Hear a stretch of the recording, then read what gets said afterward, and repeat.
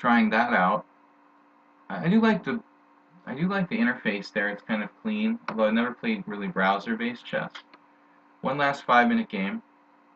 I didn't actually mean to play 5-minute, but I'm so used to clicking that it's cool. But I think it was a good game that we lost on time. We kept it close. We were never lost.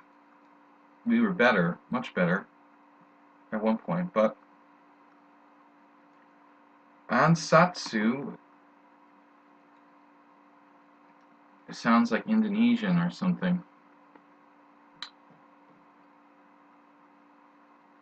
This gambit, they have some name for it, but e6 is not really a normal move. I might as well take, and he's playing c5 here. This looks like a good Catalan for me.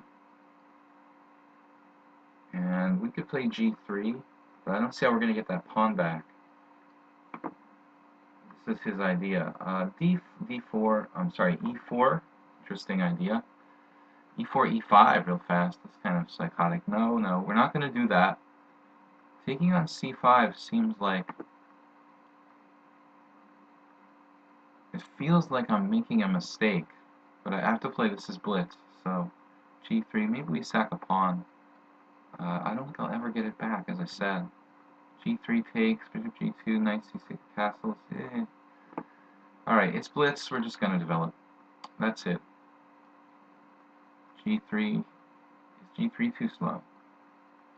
Maybe, but we'll never know unless we find out. Knight c6, knight b4 is a little concerning, although perhaps it's not a big deal. Bishop e4 check is kind of a fish move. He's, I don't know, do I want to trade queens?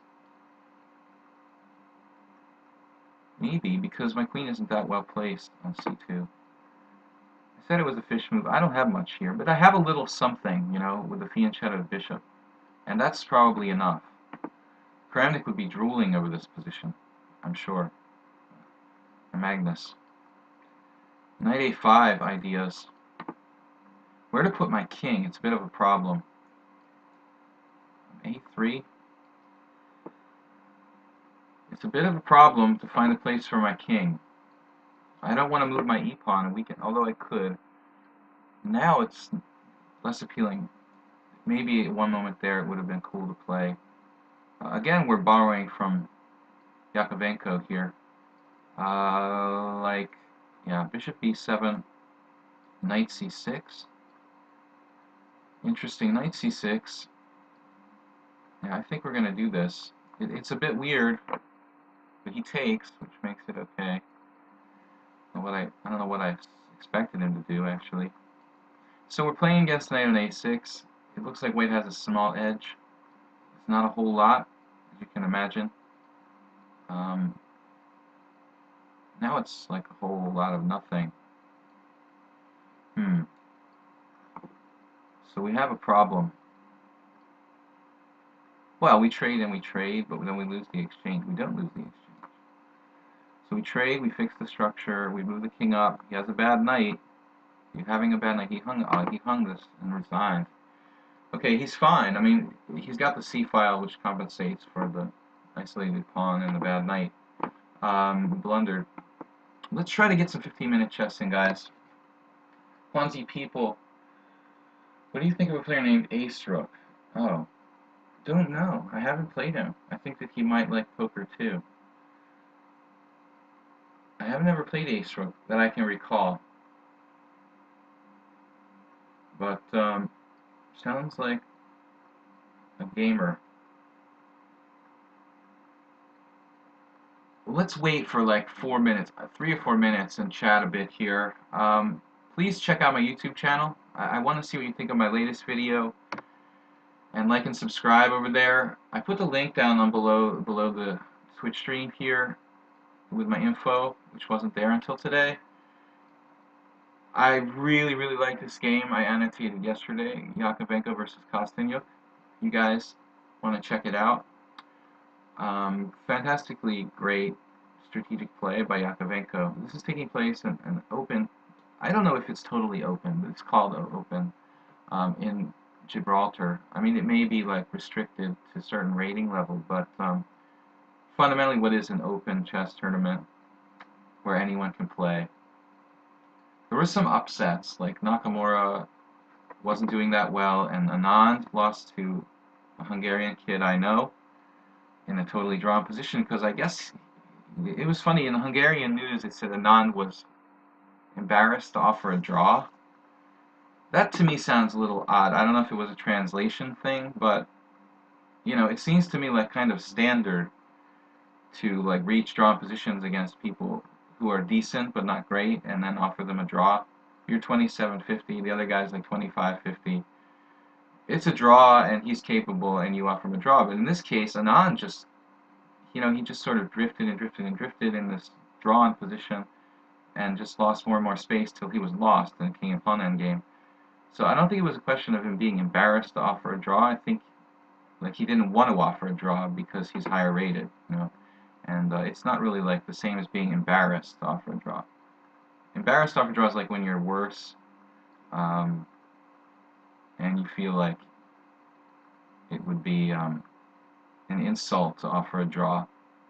But in this game, it looked to me like it wasn't. It was really drawn, and Anand just didn't want to offer a draw because he's higher rated. So he kind of got what he deserved. But a lot of upsets there. A lot of good players, not, you know, with perfect scores. Very strong field. I'm hoping to play in Gibraltar. Maybe I should play before they like end the tournament or something. 1 year. I was thinking about playing in the Millionaire Chess Open in the United States, and then they went and moved it to Atlantic City. I just got an email the other day. I mean, it's got to be the stupidest thing I've ever heard. You know, I'm actually from New Jersey originally, so I know a little bit about Atlantic City, and it's not really a fun place to hang out. It's okay if you really like casinos, but the problem is there's actually nothing else to do. Even, you know, I wouldn't even want to go to the beach in Atlantic City. So it's a big problem. I think that tournament is going to go down the tubes if they decide not to have it in Vegas or some other really cool place. We're willing to discuss any kind of chess questions you guys have, so shout it out. Now, I'm not concentrating enough on the game here. Chattering too much. Okay, so bishop on b4. You have to be a little careful in these kind of structures that the bishop doesn't get trapped outside the pawn chain on b4, but whenever you have a situation where you can exchange on d4, the possibility of the c5 square opening up makes it okay for black. So we always have the c5 square. We can always secure the c5 square at any moment. He's protecting his pawn on e4 indirectly, and here White's play looks kind of hesitant. So what do we want to do? If we take on d4, I mean, that's it. We've jettisoned our central pawn, and I'm not sure we have enough for it. Queen c2, vitally defending the pawn on e4, keeping the tension. I don't think I really like knight c6, d5 for black in this position. Although, having played the rook e8, I could play knight d4, and the rook might contribute something there. I might end up just with a lot of weak pawns, though. Knight a6 looks interesting. Perhaps knight a6 or knight d7. I guess knight d7 is kind of the classical. This is the way Smyslov played this originally, and maybe that's best. I'm used to playing the King's Indian, where the modern treatment is knight a6 instead of knight d7. This is not a King's Indian, it's a little different. And maybe the knight going to f6 helps sort of support the knight. The other knight on f6 has a lot of flexibility. h3, okay, solid move, but What are you going to do when I take on d4 and play knight c5 now? Are you going to play f3 and h3 and all that? It looks a little bit weak to play both. So I'm thinking I'm going to try this. I'm going to give up the center here. It's risky. Anytime you do this, it's always risky. And to play knight c5. And this is probably better for white now because he has rook e1. Although we can keep our eye out for some tactical opportunities based on the e-file. I don't see anything, so I feel that I could have maybe misplayed this a little bit. Rook e1 and white is slightly better. I think I played this guy maybe once. I might have played him on the stream, I'm not sure. So I'm talking about, I'm kind of rambling about different stuff, guys. Gibraltar and chess opens. I got an email about the Czech Open today. It's a huge chess festival in the Czech Republic. Highly recommend it. They have games, festivals, and stuff, and Prague is nearby. So that's a cool chess scene to check out in the summertime. For some reason I always get sick when I go to the Czech Republic. I just played the European Poker Tour in Prague, and I got a terrible stomach virus in the middle of the tournament. Or maybe it was like food poisoning, I'm not really sure. Same thing happened when I played chess there the last time. Every time I go to the Czech Republic, it gets kind of brutal. Brutal food poisoning or stomach problem. Alright, now he played a3, and I think that's a mistake. You know, you just let me fix the queen side with a4. So we've got something going for us now. You know, fixing the weakness on b2. Nothing earth-shaking, but now rook e1, and his king side is solid. He's got f4 ideas later on, but this is a situation where we have some options. I want to keep my bishop on c8 to keep the knight off of f5, and we do have some issues with the d6 pawn, but my favorite chess analogy, you know, is the pawn really a weakness if you can attack it? So is d6 that weak? Not so bad, and we want to get some dark square counterplay. Knight on d2 not really well placed for white. He could think about redeploying it, but instead he burns his whole structure with b4, which is like strategic capitulation. This is something I strongly advise not doing. And here we just start thinking long term, basically. So we have a better structure. We have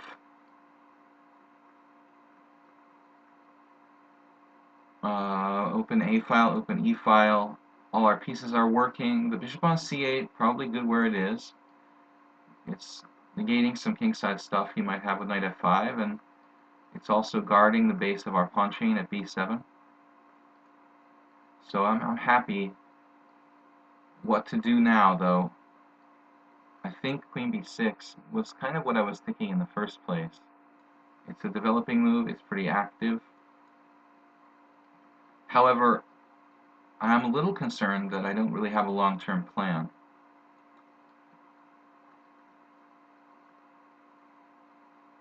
It's kind of a tricky situation. I mean, I say I don't have a long. It's hard to have a long-term plan in every situation. Now, sometimes you just have to go move to move, and probably simplifying